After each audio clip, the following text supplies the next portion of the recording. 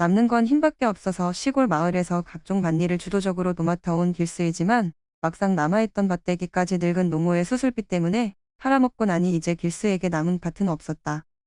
그래서 늘 시골 마을에서 일손이 모자르다고 하면 남의 밭일을 도와주는 일로 생활하곤 했었는데 어느 날 건넌 마을에서 길수를 부르고 싶다는 호출이 있어서 길수는 그 마을로 가보았다. 길수를 부른 사람은 바로 뽕밭을 일구며 살아가는 박과부였다. 어느덧 길수는 박과분의 뽕밭에 다다르게 되었고 뽕밭에서 사람을 불러보았지만 인기척 하나 느껴지지 않는 것이었다. 길수는 뽕밭을 헤치고 헤치며 사람을 찾아보았는데 그때였다. 저 멀리 뽕밭 한가운데서 뽕열매인 오디를 따는 박과부가 보인다. 땀을 뻘뻘 흘리며 잘 익은 오디를 따는 모습에 길수는 잠시 너울 잃고 바라보다가 이내 자신이 뭐에 홀린 것 같다며 고개를 절레절레 저으며 정신을 차려야겠다고 생각을 한다. 그때였다. 박과부 또한 길수를 발견한 것이다. 누구시냐고 물어보니 길수는 건넌 마을에서 일하러 온 총각이라고 말했고 갑자기 박과부가 하던 일을 멈추고 길수에게로 뛰어오다시피 한다. 그러면서 길수 주위를 한 바퀴 빙 둘러보더니 정말 튼튼하고 실하다면서 어디서 이런 총각이 다 숨어 있었냐며 너무나 흡족해한다. 길수는 무엇부터 하면 되냐고 말하니 우선 미리 따놓은 오디 좀 옮겨달라고 한다. 보시다시피 오디가 한 바구니 가득 담겨져 있어서 너무나 무겁고 길도 울퉁불퉁해서 오디를 옮기는 게 쉽지 않다고 하자 길수는 알았다며 갑자기 그 무거운 오디 바구니를 머슴처럼 번쩍 들더니 어디로 옮기냐고 물어본다. 그랬더니 그 안악은 입을 쩍 벌리며 놀란 얼굴로 힘이 장사라며 그 자리에서 박수까지 칠 뻔했다.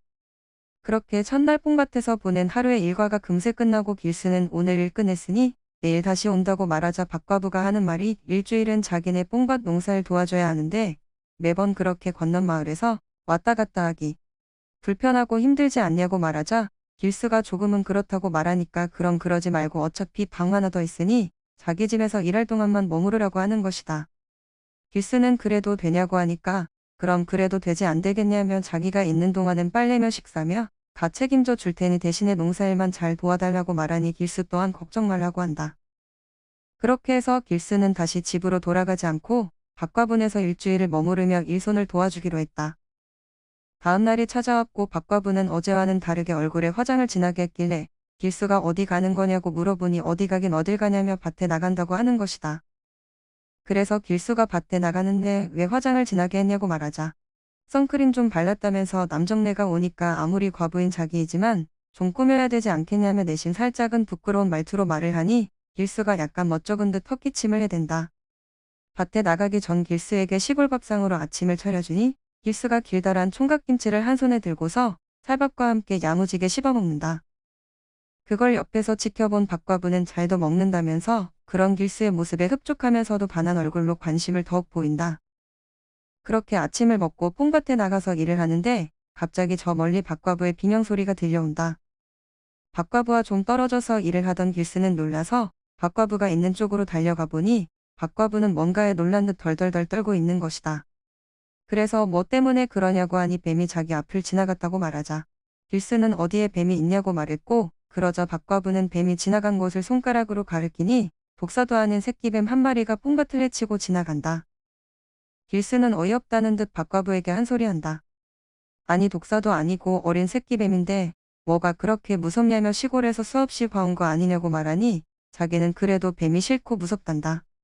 그러면서 갑자기 길수에게 와락 안기며 다리에 힘이 풀린다고 하는 것이다. 월떨결에 길수는 박과부를 안았고 박과부는 그렇게 길수 품에서 한동안 앙겨 있었다. 그러자 길수는 이제 진정하라며 뱀은 가고 없다고 말하며 이제부터는 같이 옆에 붙어서 함께 일을 하자고 하니까 박과부도 그제서야 알았다고 한다. 그렇게 그들은 함께 둘이 붙어서 일을 했고 새참 시간이 되어서 박과부가 잠시 새참을 가지러 간 사이 길수는 그늘에서 뽕잎 몇 장을 깔고 누워있게 되었다. 잠깐 눈만 붙인다는 게 잠이 든 것 같았고 뭔가 이상한 것 같아서 눈을 떠보니 어느새 다시 온 박과부가 길수 옆에 누워서 길수를 꼭 안고 있는 것이다. 그래서 이에 놀란 길수가 지금 뭐 하는 거냐고 하니까 자기도 너무나 힘들고 피곤해서 잠깐 따라 눕다가 잠든 것 같다고 말하며 아직 새참 전이시니 어서 드시라고 말한다. 그렇게 둘은 새참을 먹게 되었는데 박과부는 길수에게 올해 나이가 몇이냐고 물어봤고 길수가 올해 45살이라고 말하니 한창 나이에 장가 못 가서 어떡하냐고 말하며 어떤 여자를 원하냐고 말하니까 길수가 하는 말이 그냥 외국인 아내만 아니면 될 것 같다고 말하니 박과부는 맞다면서 요새 시골에 외국인 며느리 들이는 집이 많다며 차라리 그럴 바엔 한번 갔다 온 과부들이 낫지 않냐고 말하니까 길수는 괜찮긴 한데 나 이가 많으면 곤란하다고 말한다. 그러자 박과부는 그럼 몇 살까진 괜찮냐고 말하자 길수가 하는 말이 아무래도 자기보다 많으면 곤란하지 않겠냐고 말하니까 박과부는 49은 어떠냐면서 입말에 4살 차이는 궁합도 안 본다고 하지 않았냐며 자신이 올해로 딱 49살이라는 거다. 그래서 길수가 그건 남자가 더 나이가 많을 때 얘기 아니냐고 한다. 박과부는 어쨌든 4살 차이가 난다는 건 딱 좋은 거라면서 갑자기 부끄러운 표정을 지으며 자긴 어떠냐고 대뜸 물어본다. 그러자 길수는 노총각으로 늙으면 늙었지 4살이나 많은 과부는 곤란하다고 말하자 갑자기 박과부가 곤란하긴 뭐가 곤란하냐며 길수를 손가락으로 툭 밀치며 뽕밭으로 눕게 만들어버린다. 그러자 갑자기 길수는 툭 하고 뽕밭에 눕혀졌고 기다렸다는 듯이 박과부는 야릇한 표정을 지으며 길수에게 조금씩 다가가더니 이래도 안 되냐고 말하자 길수가 지금 뭐 하는 거냐며 땀을 삐질삐질 흘리기 시작했고 급기야 박과부는 점점 더 길수에게 다가왔다. 어느새 길수 얼굴과 박과부 얼굴이 서로 맞닿을 정도로 가까워졌고 길수는 당황스럽다는 듯 지그시 눈을 감고 말았다. 그러자 그때 박과부가 하는 말이 왜 눈은 감냐며 과부는 안 되고 4살 많은 여자는 싫다면서 지금 해보자는 거냐고 말하자 눈을 감고 있던 길수가 다시 눈을 뜨며 이내 쑥스러웠는지 그제서야 박과부를 살짝 밀쳐내고 만다. 그 일이 있고 어느덧 6일째가 되는 밤이 찾아왔다. 박과부는 마지막 밤이니 술이나 한잔 하자고 제안했고 그렇게 길수와 박과부는 나란히 앉아서 술을 마셨다. 술 취한 그들은 6일 만에 서로 가까워졌는지 어느새 가까워진 느낌이 들지만 그래도 아직은 노총각 길수가 박과부에게 거리를 두는 것 같았고 박과부 또한 길수에게 마음에 있지만 혼자만 마음에 둔다고 모든 게 성사되는 건 아니었기에 어찌할 바를 모르고 있었다. 그렇게 술이 한 잔 두 잔 그들의 입으로 들어갔고 그들은 오늘이 마지막 밤인 걸 알아서 그런지 아쉬움을 감지한 듯 싶었다. 그리곤 술이 많이 취했는지 그들은 바로 잠이 들었는데 다음날 되보니 안방에서 길수와 박과부가 한 이불을 덮고 자고 있는 것이 아니겠는가? 그리고 둘은 눈을 떴는데 서로 한동안 한 입을 덮고 누워 있었던 자신들을 발견하고는 마주보며 비명을 지르더니 이내 같이 다시 누워서 이불 속에서 장난을 치고 만다. 그 뒤로 그들은 마을에서 혼례를 치르며 부부가 되었다.